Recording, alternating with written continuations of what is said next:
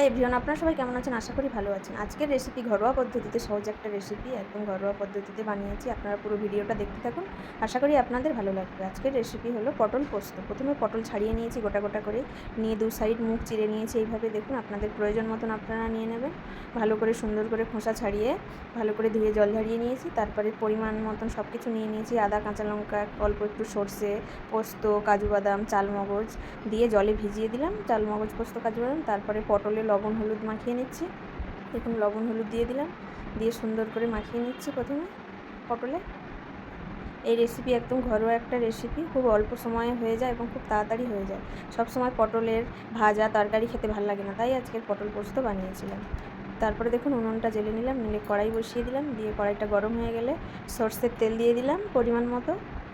দিয়ে এবার লবণ হলুদ মাখিয়ে রাখা পটলগুলো ভেজে নেবো। একদম হাই ফ্লেমে ভেজে নেবেন সুন্দর করে। এখন একে একে সমস্ত পটল দিয়ে দিচ্ছি।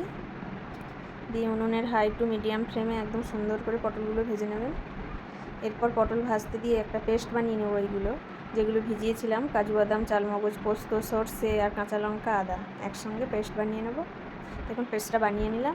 এরপরে চলে এলাম, পটলগুলো ভাজা হয়ে গেছে সুন্দর করে, এইভাবে লাল লাল করে ভেজে নিয়েছি। দেখুন, এবার তুলে নেব।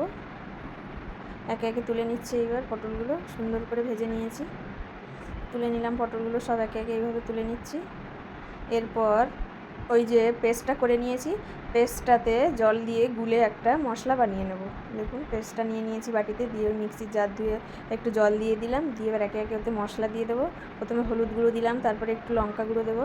আপনার যে যেমন ঝাল খেতে চান সেই অনুযায়ী ঝাল ব্যবহার করবেন। তারপরে দিলাম জিরে গুঁড়ো আর একটু ধনে গুঁড়ো, দিয়ে একসঙ্গে ভালো করে চামচে দিয়ে ফেটিয়ে নেব। ফেটিয়ে নিয়ে এরপর উনুনে যে কড়াই বসানো আছে, কড়াইতে গরম তেলে জিরে দিলাম, গোটা জিরে দিয়ে দিলাম। দিয়ে জিরেটা একটু নেড়ে নিলাম, নিয়ে ওই জলে গলা মশলাটা এবার দিয়ে দেবো। একদম লো ফ্লেমে উনুনের আঁচটা এই সময় রাখবেন। দেখুন, দিয়ে দিলাম। দিয়ে একটু এইভাবে কষতে থাকবো মশলাটা, বেশিক্ষণ কষবো না, হালকা আঁচে একদম 2 মিনিট কষিয়ে নেবো। এইভাবে নিয়ে ভেজে রাখা পটলগুলো দিয়ে দেবো, দিয়ে ভালো করে নেড়ে চেড়ে মিশিয়ে নেবো সুন্দর করে। এই পোস্তটা খেতে খুব দারুণ লাগে, একবার বানিয়ে খেয়ে দেখবেন, আশা করি আপনাদের ভালো লাগবে। দেখুন, এইভাবে নেড়ে চেড়ে এবার ঢাকনা চাপা দিয়ে একদম লো ফ্লেমে, পটলটা 50% তো সেদ্ধ হয়েই আছে, পুরোপুরি সেদ্ধ করে নিলাম। তারপরে ঢাকনা খুলে এবার নেড়ে চেড়ে, চিনি অবশ্যই দেবেন, এখানে চিনি ব্যবহার করলাম। যে যেমন মিষ্টি খেতে চান সেই অনুযায়ী চিনি দেবেন। তারপরে স্বাদ অনুযায়ী লবণ দিলাম, লবণ কম হয়েছিল। আর এখানে দিলাম ভাজা গরম মশলার গুঁড়ো। এবার নেড়ে চেড়ে রেসিপিটা একদম রেডি হয়ে গেছে, নামিয়ে নেব পটল পোস্ত।